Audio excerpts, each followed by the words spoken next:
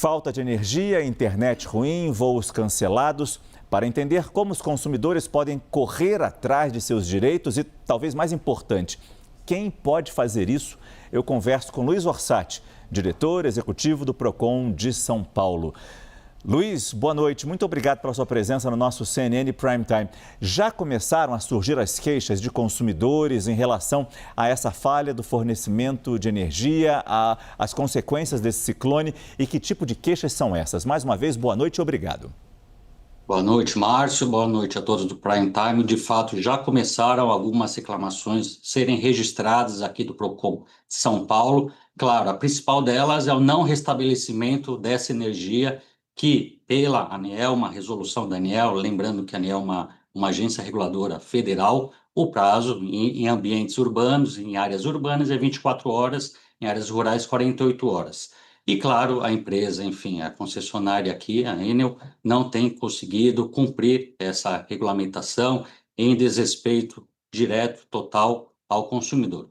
Por isso, Márcio, é sempre importante, para o consumidor, fazer o registro da sua reclamação primeiro, junto à concessionária, para ficar documentado. A concessionária tem a obrigação de indicar um prazo, enfim, uma indicação de horário, de quando ele vai restabelecer essa energia, e caso descumprido esse prazo dado, o consumidor pode e deve fazer uma reclamação no Procon do seu município, do seu estado, para que haja toda a regulamentação e documentação necessária, Márcio. Agora, Luiz, é fácil pedir um ressarcimento se tem um dano, um problema numa TV, num equipamento elétrico? Sim, é uma obrigação da própria concessionária. Aliás, esse ressarcimento, com base no Código de Defesa do Consumidor, deve ser integral. Caso o consumidor tenha um defeito ou um equipamento que foi defeito, que ocorreu algum problema, ele deve primeiramente procurar a própria concessionária. Caso não resolvido, deve sim procurar o Procon e deve sempre documentar, Márcio, tirar fotos, se tiver nota fiscal também, encaminhar. Qualquer documentação é válida e isso denota a boa-fé do consumidor. Mas quem tem problema de mobilidade, mora num prédio sem elevador, ele também pode processar a companhia de energia? Pode e deve. Então, os três principais direitos do consumidor nesse momento é o primeiro, é o restabelecimento imediato, claro, do fornecimento de energia. O segundo direito, Márcio, é sempre importante ressaltar, é o abatimento proporcional da conta nesse momento. E o terceiro é justamente o ressarcimento de qualquer problema, de qualquer defeito ou prejuízo que ele tenha causado, seja medicamento, seja algum tipo de equipamento, ele deve ter o ressarcimento integral de qualquer prejuízo. E, claro, pessoas com mobilidade reduzida, entre outros, devem ter prioridade nesse atendimento.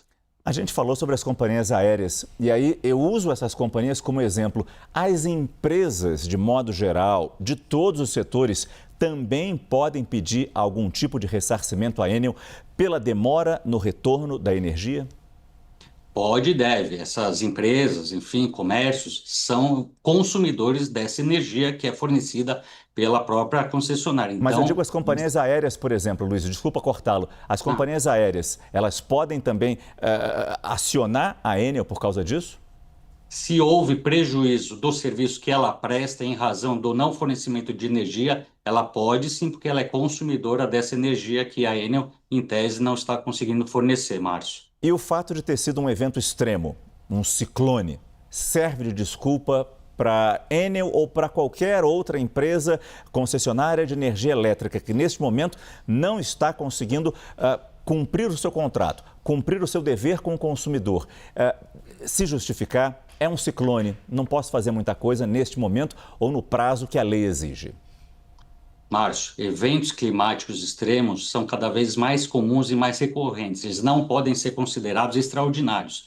As empresas concessionárias devem se planejar, fazer um plano de contingência para este momento. Ou seja, não é justificativa plausível hoje com relação ao não atendimento ao consumidor nos prazos estipulados, Márcio. Pois é, há 2 anos o morador de São Paulo passou por algo muito semelhante. Dias sem energia, demora para voltar a vida ao normal. Isso pode ser levado em conta pela Justiça e até mesmo agravar uma indenização, claro, a quem acionar a Justiça por isso?